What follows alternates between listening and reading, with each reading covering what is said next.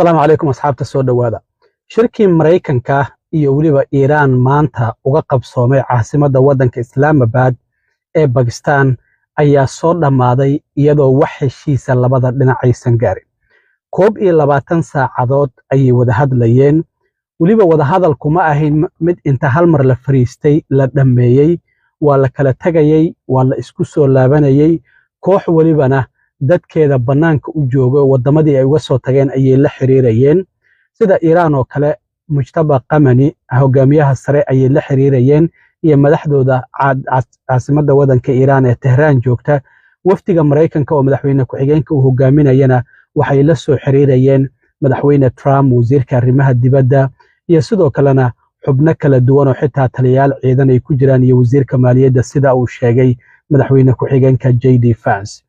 labadan dhinac mid waliba waxaan ognahay Mareykankuna ilaa iyo 15 qodob ayuu watay Iranna ilaa iyo 11 qodob ayay wadatay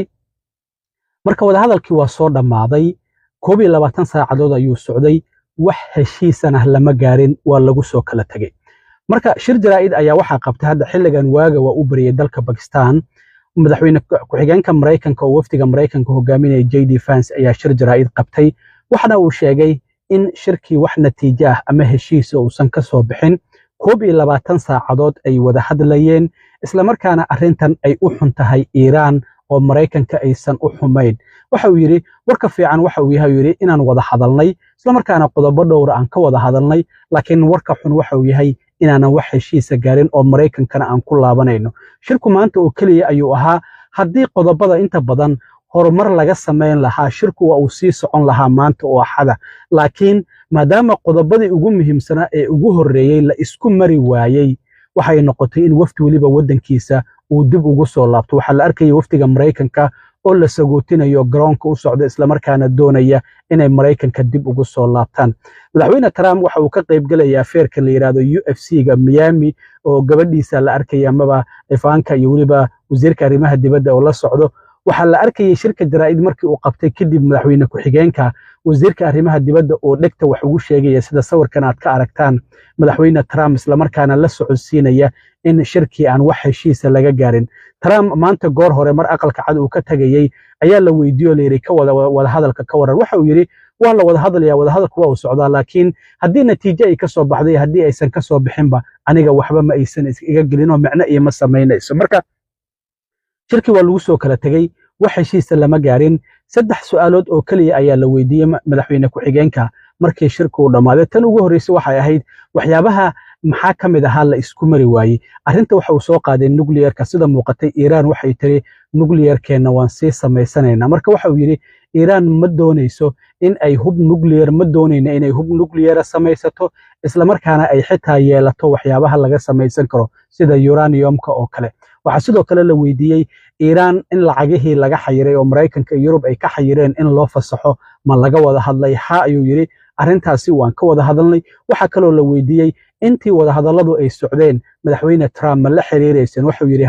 ilaa iyo tiro ka 10 jeer ka badan ayaa xiriir la sameeyay ayuu yiri isaga oo kaliyana ma ahayn oo wasiirka arrimaha dibadda wasiirka maaliyadda iyo taliyaal ciidan ayuu magacaabay marka shirkii Mareykanka iyo Iran ay ku wada yeesheen caasimada Islaamabad ee wadanka Pakistan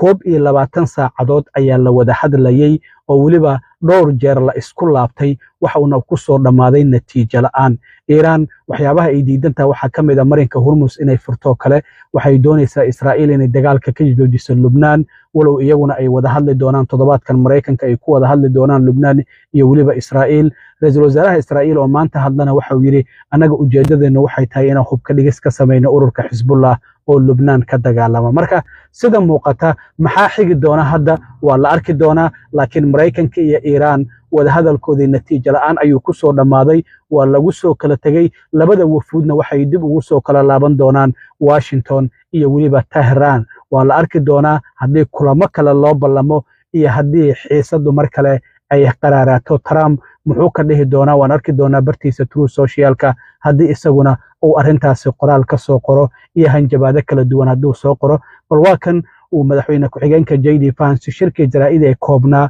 uu qabto uga warbixinayay in wada hadalladii heshiis la'aan ay ku soo dhamaadeen Whatever shortcomings of the negotiation, it wasn't because of the Pakistanis, who did an amazing job and really tried to help us and the Iranians bridge the gap and get to a deal.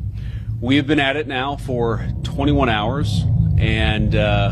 we've had a number of substantive discussions with the Iranians. That's the good news. The bad news is that we have not reached an agreement, and I think that's bad news for Iran much more than it's bad news for the United States of America. So we go back to the United States having not come to an agreement. We've made very clear what our red lines are, what things we're willing to accommodate them on, and what things we're not willing to accommodate them on. And we've made that as clear as we possibly could, and they have chosen not to accept our terms. I won't go into all the details because I don't want to negotiate in public after we've negotiated for 21 hours in private. But the simple fact is that we need to see an affirmative commitment that they will not seek a nuclear weapon, and they will not seek the tools that would enable them to quickly achieve a nuclear weapon. That is the core goal of the President of the United States, and that's what we've tried to achieve through these negotiations. Again, their nuclear program, such as it is, the enrichment facilities that they had before, they've been destroyed. But the simple question is, do we see a fundamental commitment of will for the Iranians not to develop a nuclear weapon, not just now, not just 2 years from now, but for the long term? We haven't seen that yet. We hope that we will. We talked about all those issues, Jen, and we talked about a number of issues beyond that. And so certainly those things came up. But again, we just could not get to a situation where the Iranians were willing to accept our terms. I think that we were quite flexible. We were quite accommodating. The president told us, you need to come here in good faith and make your best effort to get a deal. We did that. And unfortunately, we weren't able to make any headway. Yeah, obviously, we were talking to the president consistently. I don't know how many times we talked to him, a half dozen times, a dozen times over the past 21 hours. We obviously also talked to Admiral Cooper, to Pete, to Marco, to the entire national security team. We talked to Scott Bessent a number of times. So look, we were constantly in communication with the team because we were negotiating in good faith. And we leave here with a very simple proposal, a method of understanding that is our final and best offer.